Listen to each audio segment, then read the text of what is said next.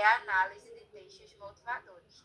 Eu passei um tema, esse tema eu já tinha passado para vocês, passei para outros grupos também, e eu passei, de propósito, eu tenho quase certeza que eu passei para esse grupo também, mas eu passei para o grupo 2, passei para a minha outra turma também, que foi...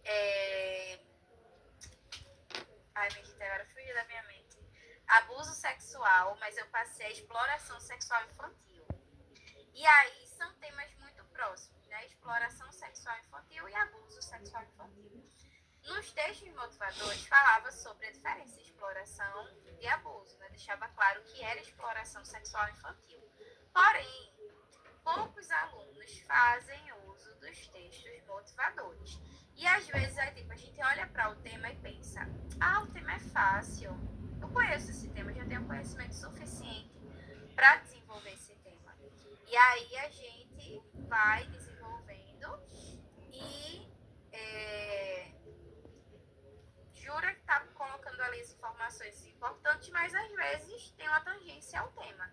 Tangência ao tema, minha gente, acontece, não é para quem não conhece o tema. Eu não conheço o tema e tangenciei. Não, é simplesmente por tenho tanta certeza em relação a esse tema que eu não vou ler textos motivadores. E aí acaba desenvolvendo um tema que talvez seja próximo, mas é um tema diferente. Foi o que aconteceu quando eu passei esse tema da exploração sexual infantil. Muitos alunos falaram sobre abuso sexual infantil. Isso mas é um tema próximo, quase a mesma coisa. É quase, mas não é a mesma coisa. Então, muita gente iniciou, muita gente falou sobre um tema que não era aquele tema específico e perdeu muita pontuação por isso, porque não leu textos motivadores. E muita gente, eu tô falando já disso porque é o primeiro passo, tá? Para a produção, tanto nos simulados quanto a produção oficial. Análise de textos motivadores. Independente do tema, minha gente, pode cair o tema mais bobo do mundo, o tema mais fácil, mas vocês precisam fazer análise de textos motivadores. Os textos motivadores, eles não estão ali só porque é obrigatório, não. Eles estão ali para auxiliar vocês. E muita gente tem muito medo de utilizar os textos motivadores. Por quê? Quando a gente estuda, por exemplo, a competência número 2, a gente vê que quem copia, tá? Quem tem muita cópia dos textos motivadores não passa de 120 na competência 2. Não passa de 120. Quem tem muita cópia de textos motivadores não passa de 120 na C2. E a gente sabe que a competência 2 é uma competência simples de gabaritar, né? Mas é cópia que não pode. Cópia de textos motivadores. Mas os textos motivadores estão ali para trazer para a gente o que de fato o tema é, sobre o que ele trata. Está ali para deixar claro para a gente, para abrir a nossa mente para a escolha de argumentos, tá? Repertórios, mesmo fazendo ali, apresentando de uma forma diferente, eu não aconselho utilizar repertórios dos textos motivadores, até porque você já tem repertório suficiente. Mas para abrir a mente para a escolha de argumentos, por exemplo, os textos motivadores, eles fazem total diferença. Mas a gente não vai fazer leitura de textos motivadores de uma forma sem ser estratégica. Tipo, vou só ler por ler, enfim. Não. A primeira coisa que a gente precisa fazer, peguei lá os meus textos motivadores, vi qual é o tema, inclusive esse é o tema da semana, tá? Os desafios para garantir a permanência de estudantes no ensino médio no Brasil. E aí, vejam, aqui a gente está basicamente envolvendo aí a problemática da evasão escolar. Mas é qualquer evasão, como vocês desenvolveram no início do ano, acho que foi de fevereiro ou março, eu passei os desafios, ou foi a problemática da evasão escolar no Brasil. Mais ou menos assim o tema, mas era falando sobre evasão escolar. Aqui a gente está falando de evasão, sim, mas não é qualquer evasão. É evasão escolar no ensino médio, certo? Então, esses desafios para garantir a permanência de alunos no ensino médio, é diferente da gente falar do tema evasão escolar de modo geral. São problemáticas diferentes. Na evasão escolar, por exemplo, dava para a gente citar a questão do trabalho infantil, do trabalho precoce, né, dos alunos precisarem sair da escola no ensino fundamental, por exemplo, ainda para trabalhar. Quando a gente fala de evasão escolar no ensino médio, as problemáticas são diferentes. A gente está falando aqui de problemas diferentes. É um público diferente, é ensino médio.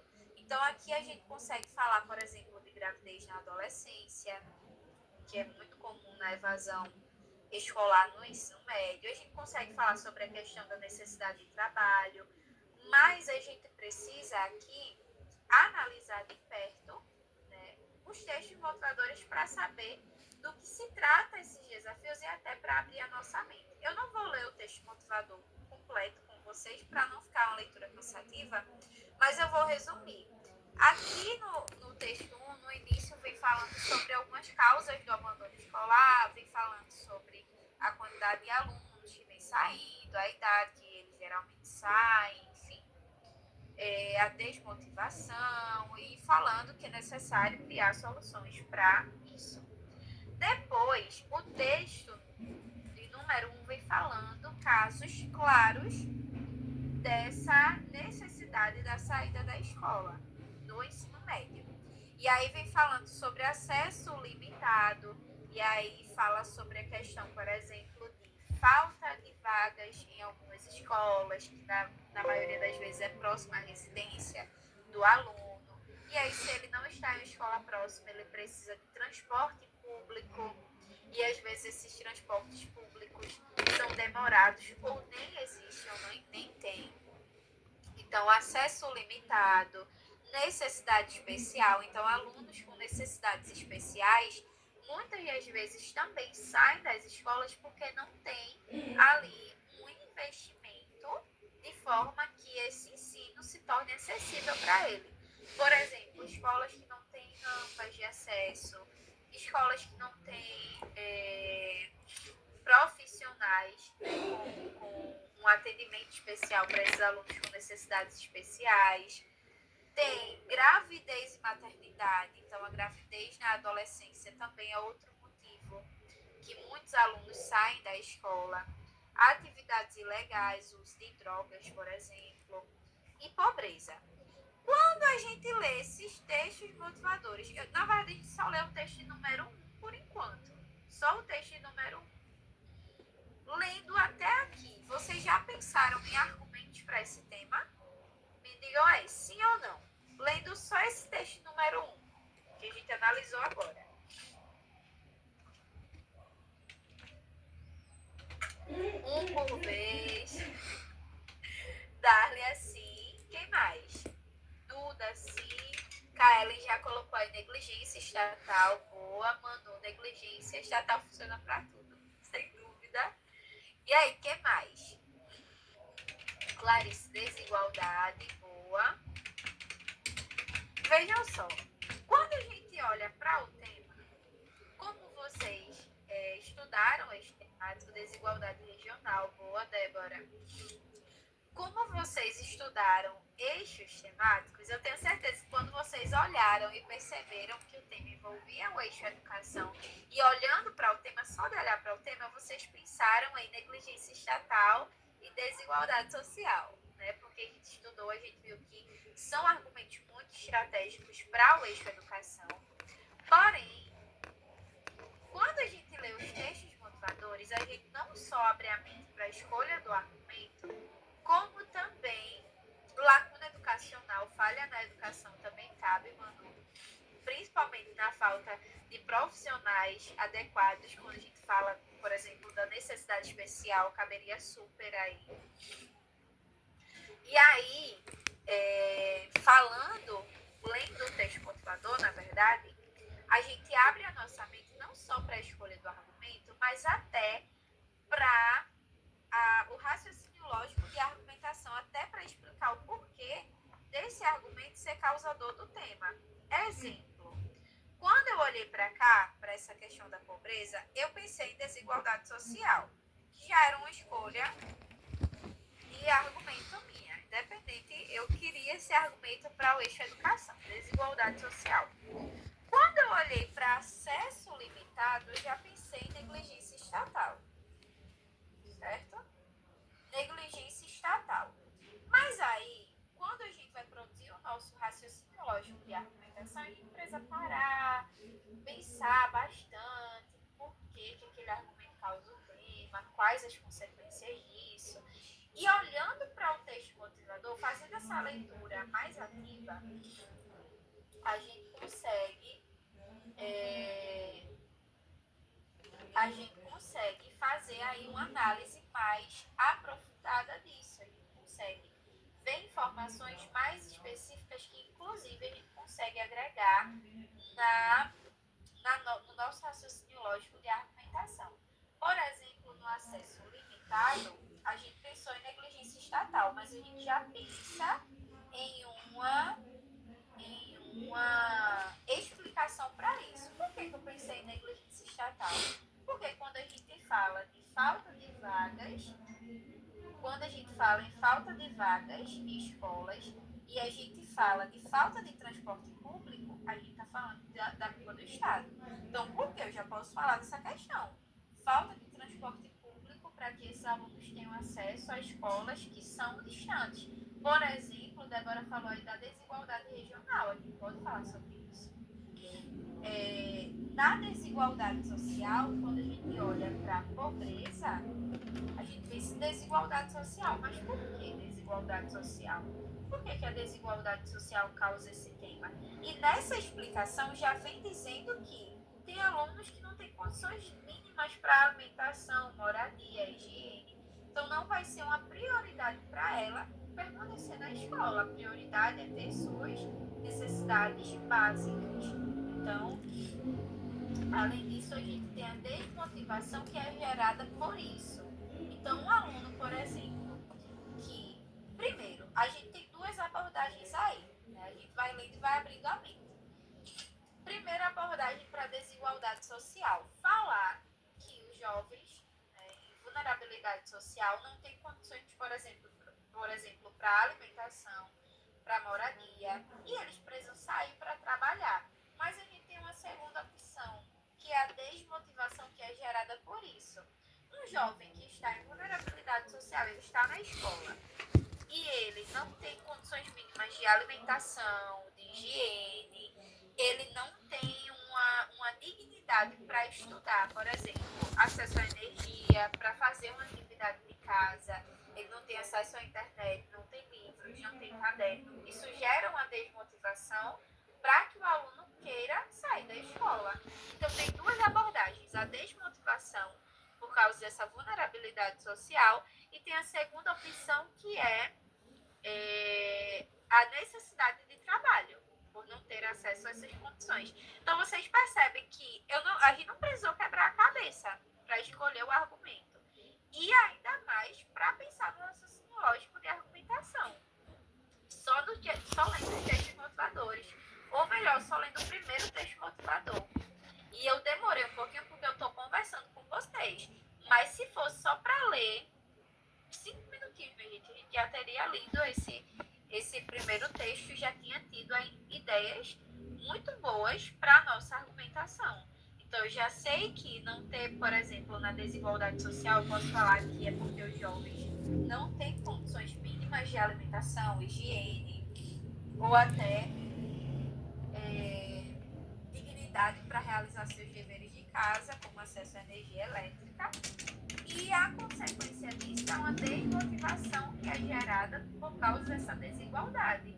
Eu já tenho a explicação e consequência só de eu olhar para os textos motivadores número 1. Na negligência estatal, da mesma forma, eu já consigo dizer que falta investimento, por exemplo, em transportes públicos para facilitar a locomoção dos jovens até as escolas. E por isso também muitos alunos desistem por causa dessa dificuldade de locomoção. Então, eu já tenho aí o meu raciocínio lógico praticamente montado. Vocês percebem? Isso tudo só por uma leitura de um texto motivador.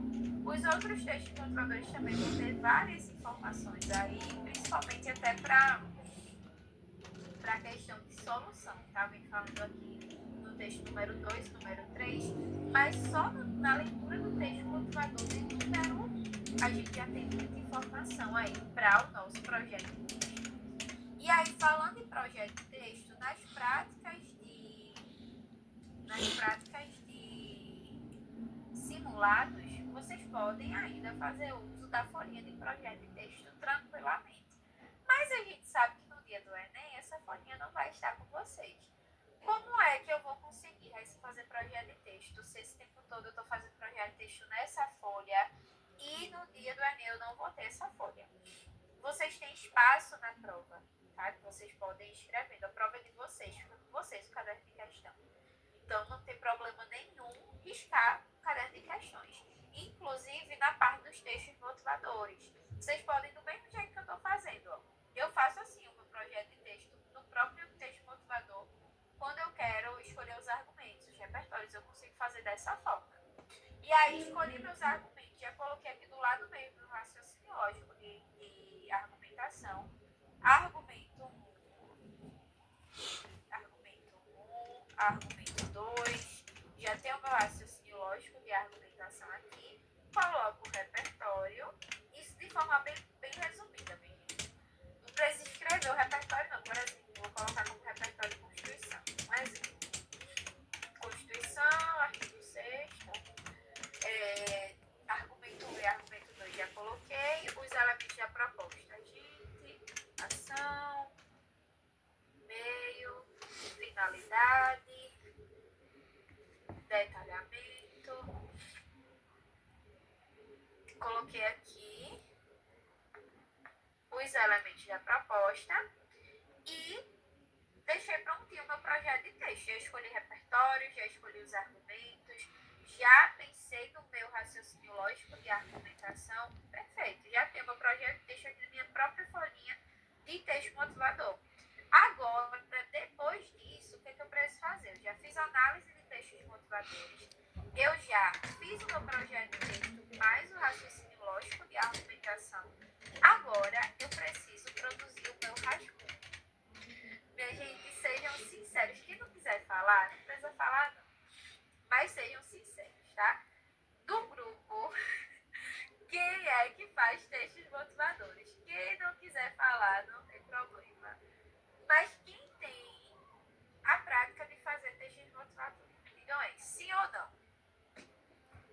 Quem tem prática de fazer o uso dos textos motivadores mais o rascunho?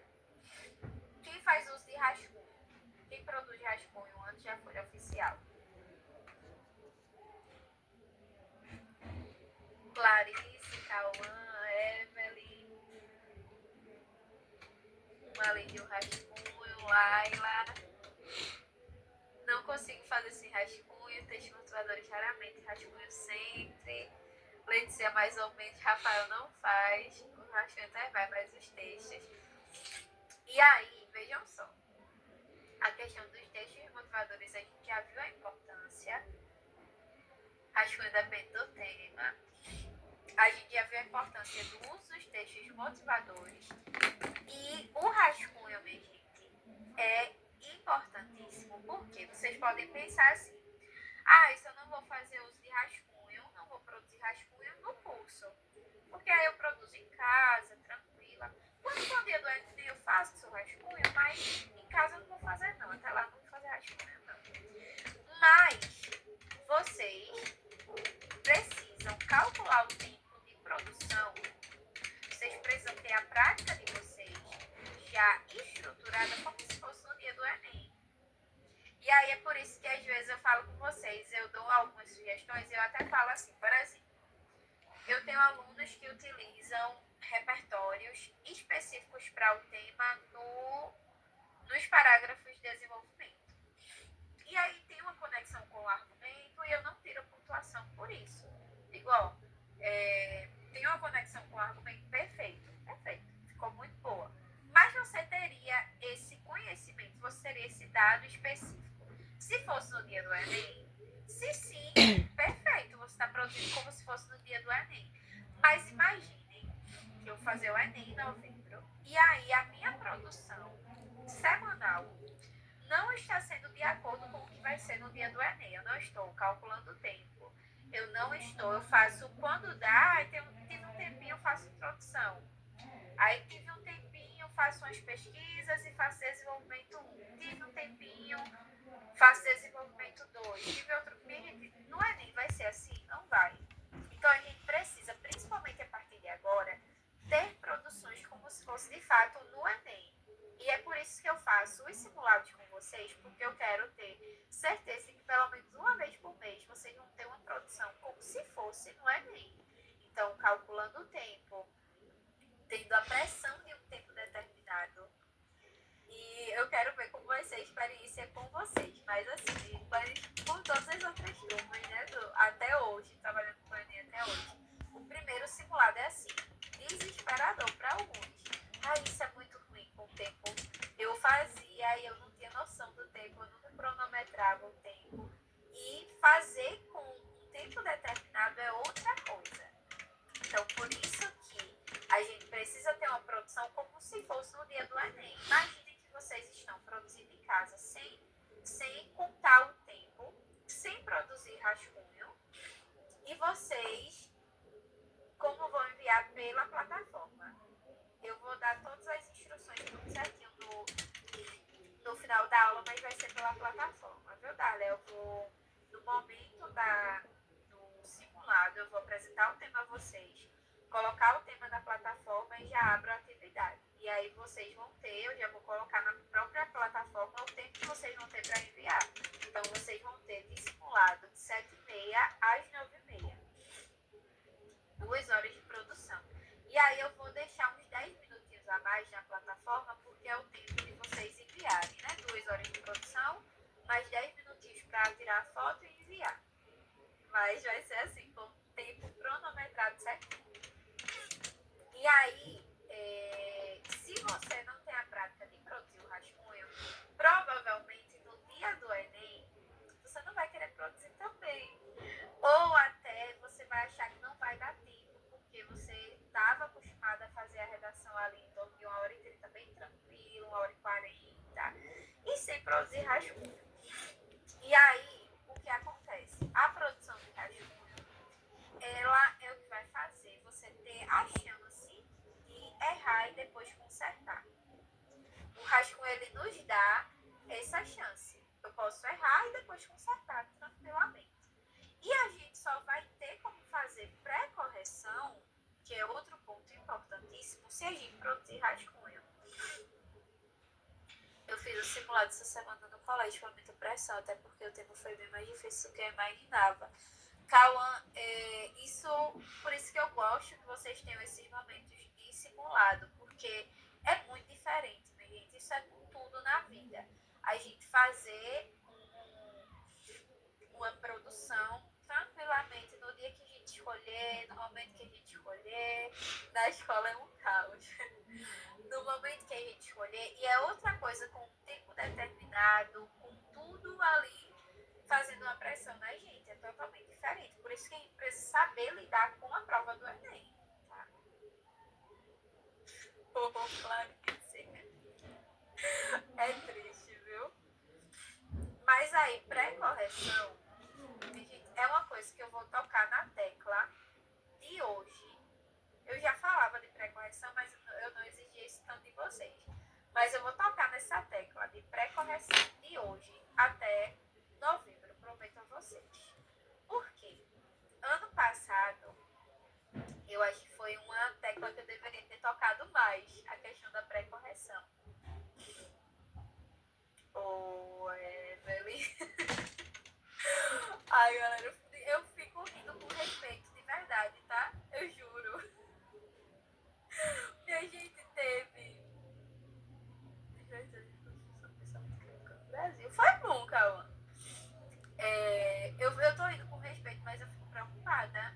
Já tive alunos que pulavam linha, porque os professores tinham dito que tipo, da introdução para o D1 tinha que deixar uma linha em branco e ia para o D1. Aí do D1 para o D2 deixavam uma linha em branco e ia. E eu já escutei essa conversa também dos 5 parágrafos. E vê, Evelyn, eu já escutei que eu já escutei que as redações que era meu aluno, né, que não era bom porque não era boa a redação dele porque não tinha 3 argumentos.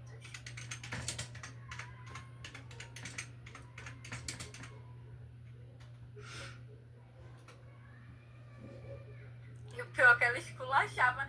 Não, minha gente, e não é isso que pesa. É isso que pesa, porque, tipo assim, tem outra. Tinha que ter título. Ai, é luta. Minha professora tirou ponto meu porque ela disse que é errado colocar o tema da redação na introdução. A mulher tirou ponto porque eu coloquei a demais. Ai, meu Deus, Breno. Minha gente, olha, assim, se eu for, eu acho que eu vou começar a fazer posts contando esses relatos de vocês, porque eu acho que o povo vai ficar de cara, de verdade, porque eu fico. Breno, esse de ademais me fez lembrar, eu não lembro qual era, se era além disso.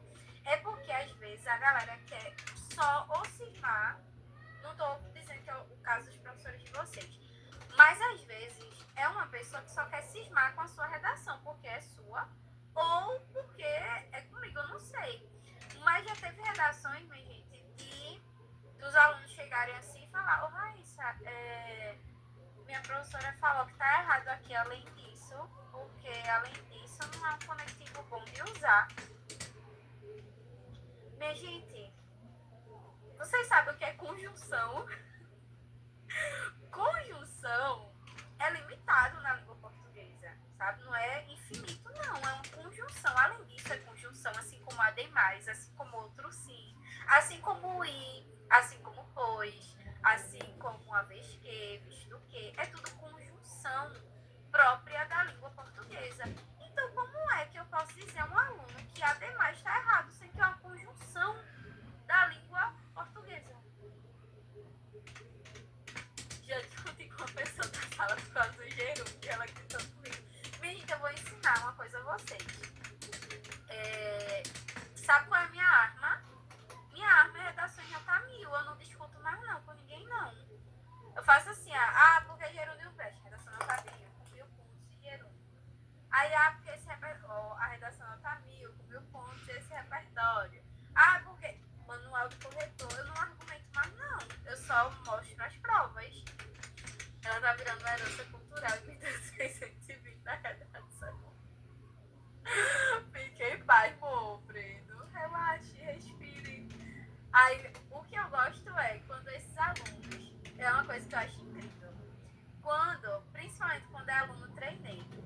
Eu já tive, tipo, alunos treineiros que estavam tirando, tipo, 600 na escola e comigo tirando 900, por exemplo. Aí, quando saiu o resultado do Enem, o aluno começou a tirar na escola também 900, porque não tem como ser lógico um aluno tirar 900 no Enem, 920 no Enem, e na escola a professora dá 600. Aí, no instante, foi de 600 para 920. Eu achava que isso já tinha acontecido comigo, mas aconteceu muito com vários alunos meus, tipo, eram treineiros aí na escola. Essa redação não presta, é 600, aí tirou 920 no Enem, agora só tirou 920 na escola.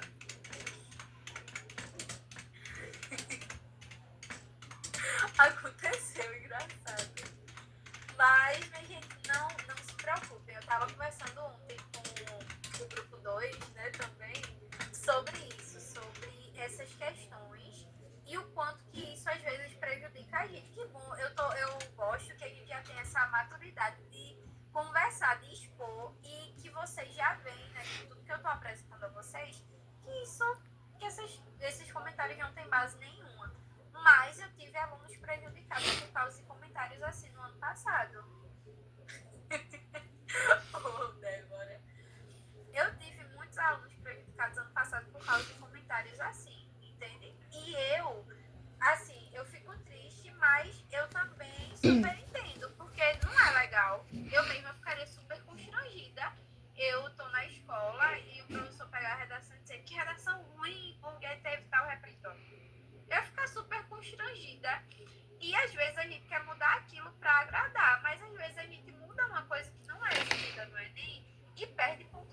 isso, como aconteceu o caso das minhas alunas do gerúndio, que eu comentei com vocês. Eu tinha umas conhecidas que ela fazia seu curso ano passado, e a professora dela sempre diminuía a nota da redação dela. Eu tive várias, Dora. Várias e várias. E, assim, eu me importo porque eu fico triste por vocês. Eu queria muito que não acontecesse situações constrangedoras com vocês na escola, né? Mas, assim, eu sei que a nota de vocês vai ser excelente no Enem, por isso eu nem esquento mais a cabeça, de verdade. Eu esquento quando começa a atingir vocês a ponto de vocês quererem tirar coisas que vão ser avaliadas no Enem por coisas que não serão avaliadas. Aí eu fico preocupada e começo a ficar triste com aquilo, mas assim, o que importa é a nota do Enem, vai dar tudo certo, galera. Quando chega a nota, tudo se acalma. Mas é muito chata a situação, de verdade. Mas vai dar certo daqui pra novembro. A gente ainda vai se deparar com tantas situações assim até lá. Mas, voltando pra questão da produção, a gente só tem a chance de fazer pré-correção se a gente fizer rascunho. Se a gente fizer produção de rascunho, a gente tem a chance de fazer a pré-correção. Quem não vai marcar a nossa folha oficial não pode. A gente não pode desenhar, a gente não pode marcar, a gente não pode fazer nada na folha oficial, é só escrever a nossa redação. E no rascunho a gente pode riscar. Então, na nossa folhinha de rascunho, eu até coloquei aqui uma redação nota 1000. Na nossa folhinha de rascunho, a gente consegue, por exemplo, essa palavra está errada, riscar, colocar aqui. Que a gente também pode fazer na folha de redação, mas a gente pode evitar isso para não perder espaço. Pego, coloco como é correto, já para passar para a folha oficial. A gente pode perceber, por exemplo, se teve uma repetição de conectivo, a gente já pode substituir. A gente consegue fazer todos os ajustes necessários no rascunho, para passar para a folha oficial já com tudo certinho. E aí, eu disse que eu vou bater muito nessa tecla de pré-correção, porque no ano passado eu falava de pré-correção, mas eu acho que eu não frisei tanto o suficiente nessa questão de pré-correção. E aí teve alguns casos, foram poucos, mas tive casos de alunos que não fizeram pré-correção e que depois, quando chegaram em casa, perceberam que no rascunho tinha repetição de um conectivo, por exemplo. E aí, um detalhe tão pequeno desenvolveu com tanta segurança, né? Sabia o que estava fazendo, tinha repertórios, tinha argumentos, mas, minha gente, o que faz? Vocês já perceberam isso, a maioria já está com mais de 900 pontos, e vocês já perceberam, até 820 são ajustes grandes, são coisas grandes, assim, que se faltar a gente percebe de cara. É tipo, fulano, faltou detalhamento e meio, um exemplo, faltou detalhamento e meio na C5, faltou o tópico frasal no D2, é uma coisa grande, assim, sabe? Quando vai de 820 para os 900 mais, principalmente quando chega a 860, gente, são detalhes pequeníssimos. É uma repetição de uma palavra próxima, é uma repetição de um conectivo, é um repertório que não ficou tão bem contextualizado, a retomada não foi tão enfatizada, é a proposta de intervenção que não está tão conectada à argumentação, é uma lacuna praticamente imperceptível no parágrafo de desenvolvimento. Então, são ajustes pequeniníssimos, tá? E aí, o que é que vai fazer eu ficar bem segura em relação à minha pontuação? Rascunho e pré-correção. Tem coisas que a gente só percebe em uma análise mais aprofundada. A gente não percebe em uma leitura rápida. A gente precisa fazer uma leitura mais aprofundada. Fiquei chateada só porque errei competência 1. Mas já é uma vitória, cara. Foi só C1. C1, gente, é assim. É a competência mais difícil da redação do Enem. Competência 1, tá? É uma competência que a gente vai trabalhando até o Enem. Às vezes a gente gabarita, às vezes perde pontuação de novo, depois gabarita novamente. Mas a competência número 1, vocês têm uma gestão mesmo, batei e deu resultado. Eu fiquei muito feliz, Kaeli. Eu enviei a tua correção de hoje. Enviei não. Já ia dar spoiler, mas já corrigi. Eu já corrigi, inclusive eu coloquei um comentário na descrição, fiquei muito feliz. Enviei não, mas já tá corrigida com nota e tudo. Eu até abri pra eu lembrar a nota. E eu fiquei muito feliz, já ia dar spoiler. Eu fiquei muito feliz com a sua nota, fiquei muito feliz com a sua argumentação e de vários outros. Vai com um comentário. Eu tava hoje corrigindo minha gente assim, bestinha, pô, Rafa. E eu tava corrigindo e assim, bestinha com a argumentação de vocês, de verdade. E eu vejo o quanto que vale a pena, né, se esforçar, né, ver o esforço de vocês, de verdade. Teve alunos que chegaram com 500 pontos, minha gente, e tá com 920, 960. Tô na curiosidade pra ver se sai dos 960.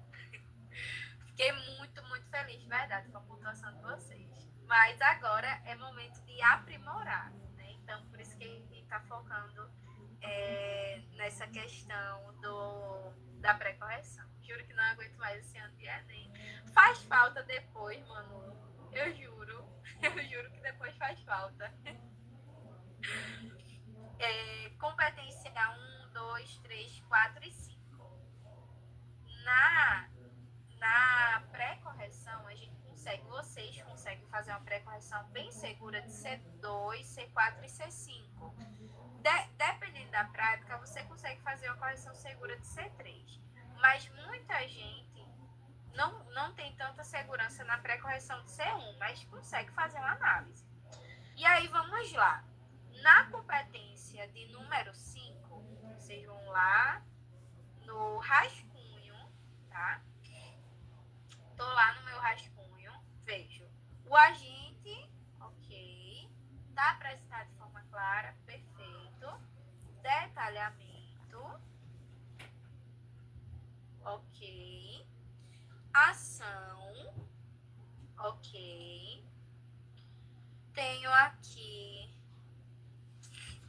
meio e finalidade. Tem os 5 elementos da proposta. Os 5 elementos foram bem apresentados? Estão apresentados de forma clara? Estão. Então, 200 pontos. Nota máxima na C5. Competência 4, a gente até fez isso na semana passada, mas eu vou frisar uma informação importante sobre C4. Além da repetição de conectivo, que a gente precisa ter cuidado, além da inadequação, que é raro acontecer, é mais repetição mesmo, percebam nas redações de nota 1000 que o aluno, a cada período finalizado com o ponto final, ele vem com o conectivo. Bom, ponto final, conectivo. Ele encerra um período e vem com um conectivo. Bom, vamos ver todos os períodos. Encerrou, conectivo. Aí aqui, cadê? Encerrou, conectivo. Encerrou com ponto final, conectivo. Encerrou com ponto final, conectivo. Percebem? A cada período, um conectivo. Caso só tenha um agente no fechamento, perde muito ponto na C5?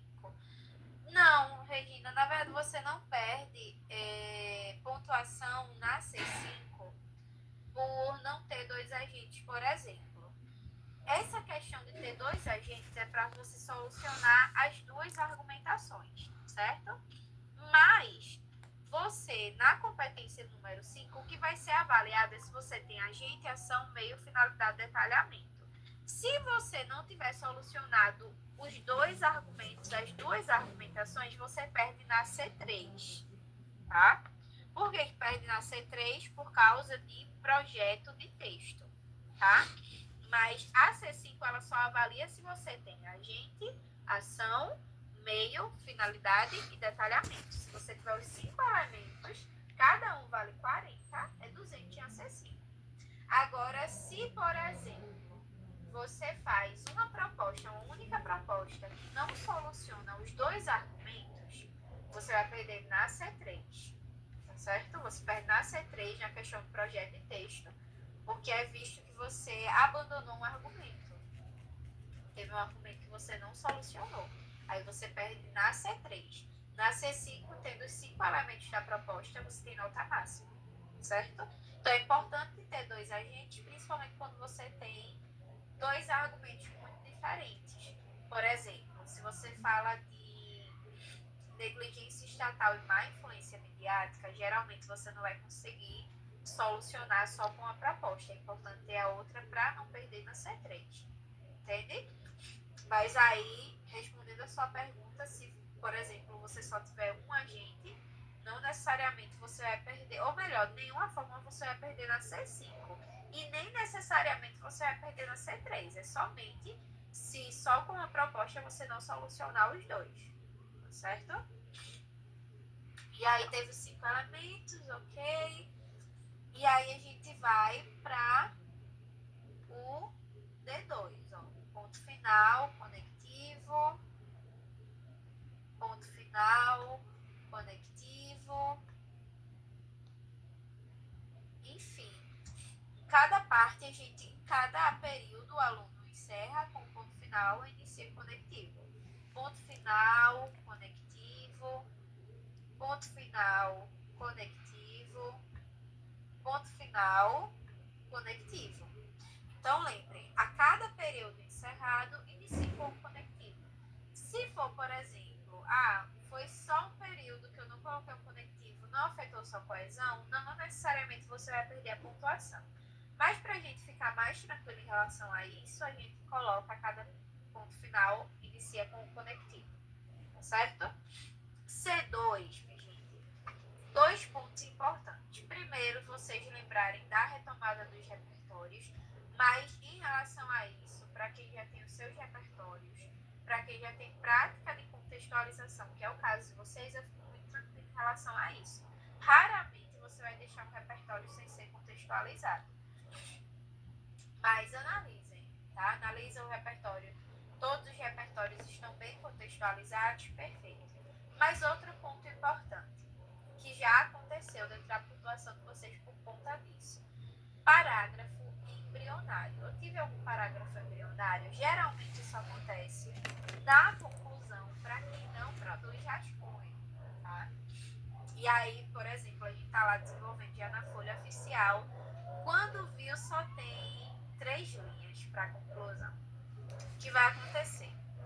Vai desenvolver de uma forma a proposta ou incompleta ou muito direta. Tipo, a gente deve vestir por meio da criação a fim de solucionar. Tipo, bem assim, bem amplo. E vai ficar um parágrafo que não foi desenvolvido, é um parágrafo embrionário, tá certo? Então a gente precisa tomar cuidado com essa questão do parágrafo embrionário também. Mas também tem a questão da apresentação das palavras temáticas. Eu não sei quem foi que disse aqui que perdeu pontuação, porque perdia pontuação porque colocava as palavras temáticas na introdução. Foi Clarice, que era errado colocar o tema da redação na introdução. As palavras temáticas, elas são importantíssimas na introdução, mas não só na introdução, nos outros parágrafos também. Isso se chama manutenção temática. Isso mostra para o corretor de vocês que vocês compreenderam o tema proposto, e isso também lembra a vocês qual é o tema proposto, sabe? Então, aqui, por exemplo, o aluno nota 1000. Na introdução ele vai falando cultura, povos africanos, herança, que não é valorizada, ou seja, desvalorização. No D1 ele vem falando sobre valorizar a herança proveniente da África. No D2 ele fala sobre a desvalorização da herança dos negros na nação verde e amarela. Na conclusão ele vem falando sobre herança africana. Então, a manutenção temática é indispensável, não só na introdução, como também nos outros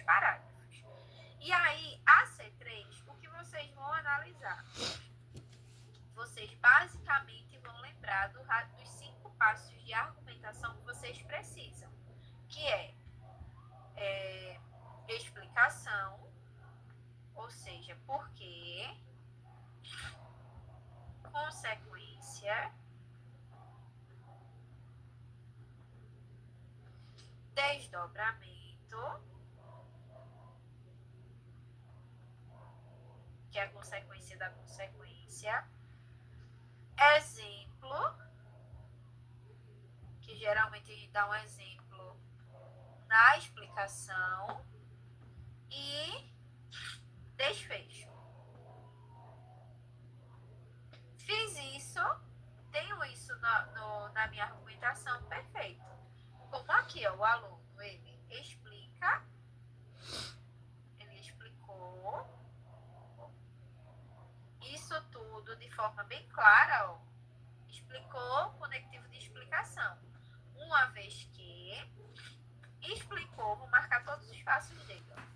Depois, exemplo, de forma clara também, ó, a exemplo da falta. Depois ele vem com consequência, por conseguinte, apresentou as consequências. Depois, consequência da consequência anterior, desdobramento. E depois, teve consequência, teve desdobramento e teve desfecho crítico. Okay? Teve as 5 partes de argumentação, perfeito. Tudo bem apresentado. E aí, da mesma forma, a gente faz no D2. Vai marcando, tá? Marcou se teve explicação, se teve consequência, desdobramento, exemplificação, desfecho crítico. E, gente, se tiver esses 5 passos, eu garanto a vocês que é praticamente impossível ficar uma lacuna argumentativa. Tá? Então, é praticamente certeza da nota máxima da segunda competência mais difícil do Enem. Mas, além disso, o desfecho crítico é essa parte, olha. É a última linha e tem várias formas de a gente fazer esse desfecho crítico. Eu gosto de fazer dando uma mini solução. Então, por exemplo, em suma, é necessário ações estatais, por exemplo. Aqui o aluno colocou, em suma, a omissão estatal é um fator agravante da problemática. Esse daqui é a retomada. Ele reafirma, na verdade, que o argumento causa o tema, que o argumento agrava o tema. Basicamente, ele reafirma. Para vocês, eu coloquei com vários exemplos